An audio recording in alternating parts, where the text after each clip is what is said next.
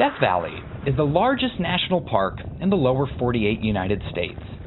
It protects more than 3.3 million acres along the California-Nevada border. But look closely at a map, and you'll notice there are 40 additional acres, 60 miles from everything else.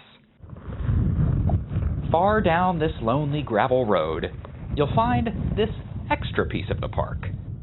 They call it Devil's Hole. A trip to Devil's Hole feels like you've discovered a supervillain's lair. It is in the middle of nowhere, surrounded by this imposing barbed wire fence. There are security cameras and wind speed monitors, all for a hole in the ground. If something seems a little fishy, well, that's because it is. The Devil's Hole pupfish became one of the first listed species to the Endangered Species Preservation Act in 1967, which became the Endangered Species Act.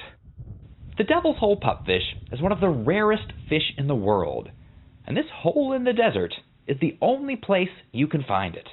It's actually considered the smallest habitat known for a vertebrate species in the world. So it's about 10 feet in width and about 60 feet in length, and they use about the top 20 feet where algae grows and the food's available. Kevin Wilson is an aquatic ecologist in the driest place in North America. When we walk down here, just be careful of your footing. But thousands of years ago, this whole region was covered in water, and that's likely how the pupfish arrived at Devil's Hole. We're still trying to figure it out. It still has us asking questions and thinking of, why and how. So it's a special place. It gets me up in the morning and coming to work. This morning is especially exciting. It's fish counting day. I got the O2 analyzer all calibrated for you guys. Twice a year, a group of divers spends a weekend heading into the hole to count. Did you bring your special flashlight today? The fish are in constant danger of extinction.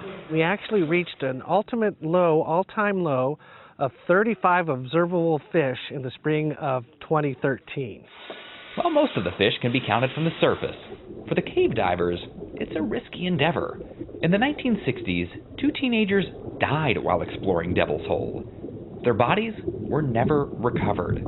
Nobody actually knows how deep this hole goes. We know that divers have been down to 436 feet. They did not see a bottom. Devil's Hole is an aquifer.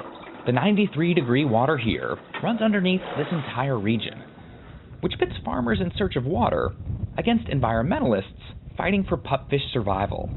And it was a private company that drilled a well, and as soon as they turned on the well, the water in Devil's Hole started to decline, and so did the population. So conservationists, there was a federal government task force, really raised the alarm. It was a landmark case that went all the way to the Supreme Court in 1976, the farmers versus the fish. When the fish won and the pumping was regulated, it led to a lot of resentment. There are people that are really anti-pupfish because it does regulate water rights and development in the area, and people have threatened saying, let's just throw a couple of bottles of bleach in here. Oh, so we do have to be careful. Hence the barbed wire and the cameras. Not long after my visit, surveillance video captured 3 locals breaking in to skinny dip. Beer and vomit were found in the water. Fortunately, only 1 pupfish was killed. It could have been a lot worse, which is why there's a second Devil's Hole. In case they go extinct in the wild, we've got our backup right here. Luke Oliver is part of a team of researchers raising the pupfish in captivity in a building just a mile from their natural habitat. There's cattails growing in there, plenty of algae. The facility was designed to replicate the conditions of Devil's Hole and cost $4.5 million, which may seem like a lot of money to save a tiny little fish. But for Kevin Wilson, the pupfish are just as important as the bald eagle. They're a beautiful fish. They're very inquisitive. Whenever we enter the water to go diving, there are fish that will come up to us and swim in front of our mask. And so we can learn from this species. In a region so inhospitable to life, they named it Death Valley. These tiny fish are still managing to survive.